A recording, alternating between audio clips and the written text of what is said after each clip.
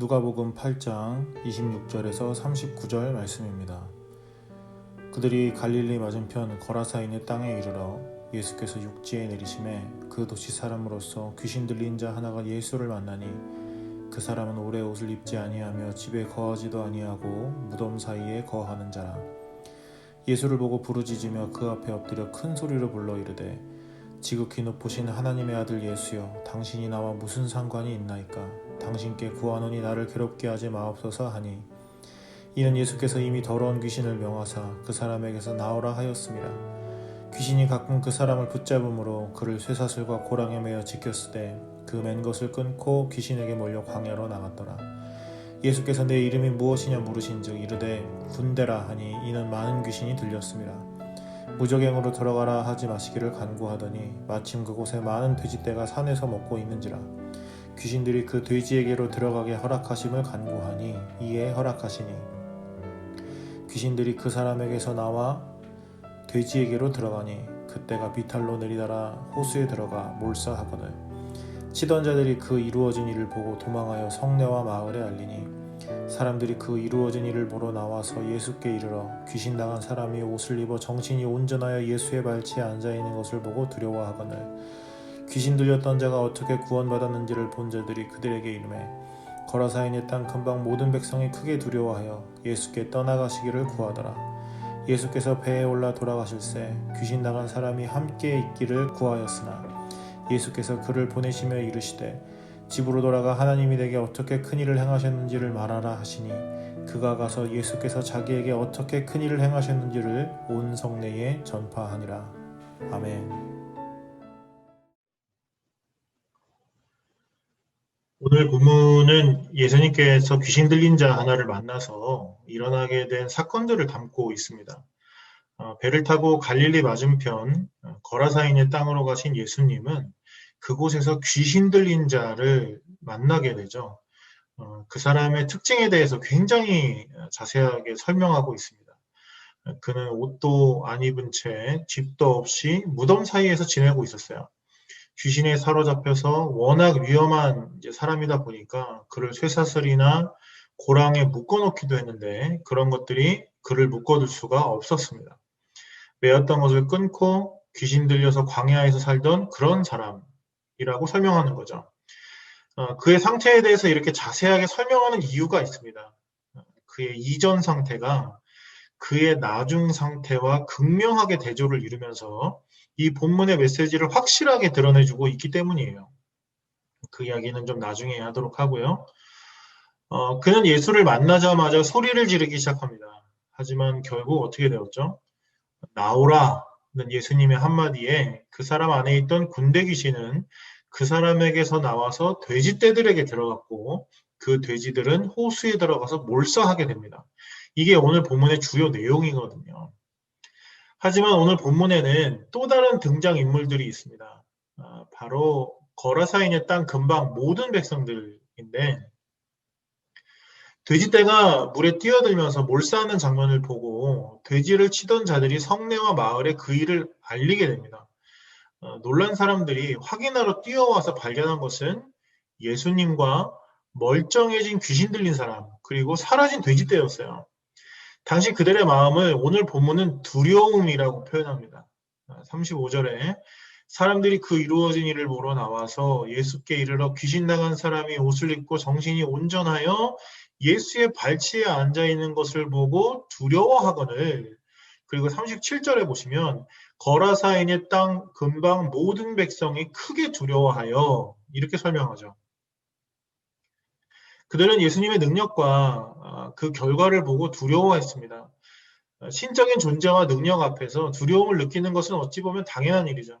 예수님의 신적인 능력을 처음 체험했던 베드로도 예수님 앞에 엎드려서 자신의 죄를 고백하며 두려움에 떨었습니다. 하지만 그들의 두려움은 베드로와는 좀 다른 거였어요. 그들이 두려워한 예수님은 귀신 들린 자를 고치신 예수님이 아니라 자신들의 돼지떼를 몰살시킨 예수님이었어요. 왜요? 그 순간 그들에게 가장 중요한 것은 그들의 돼지떼였기 때문입니다.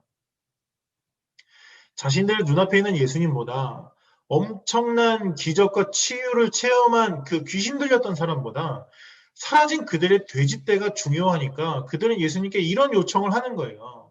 거라사인의 땅 근방 모든 백성이 크게 두려워하여 예수께 떠나가시기를 구하더라. 그들은 예수님께 그들을 떠나라고, 그 땅에서 나가라고 구했다는 거예요. 이쯤 되면 누가 귀신 들린 사람이었는지, 누가 더 중증이었는지를 물어보지 않을 수 없죠. 본문에 등장하는 이 귀신 들렸던 자와 그 땅의 백성들 사이에 존재하는 분명한 대조가 혹시 보이세요? 귀신 들렸던 자는 예수님을 만나기 전에는 어떤 상태였죠? 그는 귀신에 들려서 옷도 집도 없이 무덤에서 사는 사람이었죠. 주변 사람들에게는 쇠사슬로 매어야 하는 그런 위험한 존재였습니다. 반면에 그 땅의 백성들은 어땠죠? 그들에게는 옷이 있었고요. 그들에게는 집이 있었고요. 그들에게는 서로 알리고 전할 수 있는 공동체도 있었죠. 그리고 그들이 치던 돼지떼가 있었다고요. 그렇게도 그들은 극명하게 대조적입니다. 하지만 예수님을 만난 후의 반응은 더 대조적이죠. 예수님의 기적을 전해들은 그 땅의 백성들은 어떻게 했다고 했죠? 예수께 떠나가시기를 구했습니다. 그들은 그들의 것들을 지키기 위해서 예수를 밀어냈어요. 그들의 옷과 집과 공동체와 돼지떼를 지키기 위해서 예수님을 외면한 것입니다. 하지만 귀신 들렸던 사람은 예수님을 만난 후에 이렇게 반응했어요. 38절 보시면 귀신 나간 사람이 함께 있기를 구하였으나 그는 예수님과 함께 있기를 구했습니다. 떠나기를 구했던 그 땅의 백성들과는 달리 그는 예수님과 함께 있기를 원했다는 거예요. 그에게는 다른 것들은 의미가 없었습니다. 비록 귀신이 들려서 옷도 집도 가족도 다 잃었겠지만 그는 나음을 받은 이후에 모든 것을 회복할 수 있었어요. 아니면 더 갈망할 수도 있었습니다. 이제는 내가 누릴 수 있는 것들이니까. 그런데 그런 것들은 그에게 의미가 없었어요. 오히려 돼지떼를 지키려고 자신을 회복시킨 예수님을 외면하는 그들과 함께 할 수 없었을지도 모르겠어요. 그는 예수님이면 충분했다고요. 이 극명한 대조가 우리에게 무엇을 의미한다고 생각하세요? 너는 지금 어느 편에 있냐는 거예요. 예수님은 전에 우리가 무엇을 가지고 있었는지, 무슨 일을 했는지, 어떤 상태였는지 묻지 않으세요. 그런 건 아무 의미가 없다는 거예요. 뭔가 있다고 자랑할 것도 없고, 뭔가 없다고 한탄할 것도 없습니다. 떳떳한 과거에 자신할 것도 없고, 부끄러운 과거 때문에 낙심할 것도 없어요. 하나님은 오늘 우리 앞에 서 계신 예수님 앞에서 우리가 어떻게 반응할 것인지만 물어보신다고요.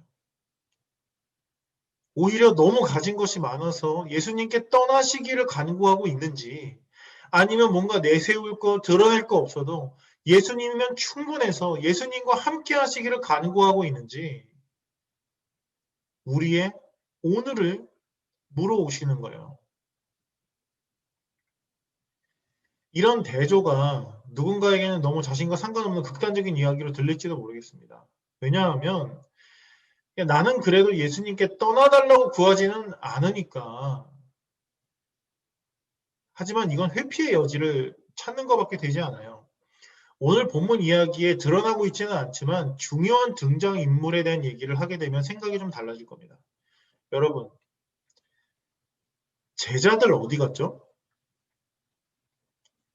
오늘 본문에 이르기까지 정말 많은 가르침과 기적을 경험한 그들이었습니다. 이 거라사인들의 땅은 폭풍을 잠잠케 하시는 예수님을 경험하며 도착한 곳이었어요. 그런데 그들 지금 어디에 갔냐는 거예요. 귀신 들린 자를 만났을 때도 그 땅의 사람들에게 외면을 받아 쫓겨날 때도 제자들은 한마디도 없습니다. 어디에도 등장하지 않는다. 그들은 어디 갔죠? 그들은 왜 한마디도 하지 않고 있죠? 그들은 왜 한 장면도 등장하고 있지 않는가? 그들을 통해 예수님은 다시 한번 우리에게 물어오십니다. 너 어디에 있냐는 거예요. 그 많은 기적을 체험하고 그 많은 설교와 가르침을 들어놓고 너 오늘 지금 뭐 하고 있냐고 물어보시는 거예요. 그 땅의 백성들처럼 멀쩡하게 그럴듯하게 살고 있는지 아니면 제자로서의 충분한 이력이나 자랑할 만한 능력들이 있는지 이런 과거를 확인하시는 게 아니라 오늘 만난 예수님이 너에게 무엇인지 바로 오늘을 확인하시는 거예요. 그래서 떠나기를 구하거나 침묵으로 외면하는 것이 아니라 함께 하기를 간절히 구하라고. 모든 것 다 버려도 예수님 당신만 나와 함께 해주십시오라고 진실로 구하라고. 나는 그런 사람 찾는다고. 그게 그리스도인이라고. 그게 제자라고. 그게 하나님의 백성이라고 말씀하시는 거예요.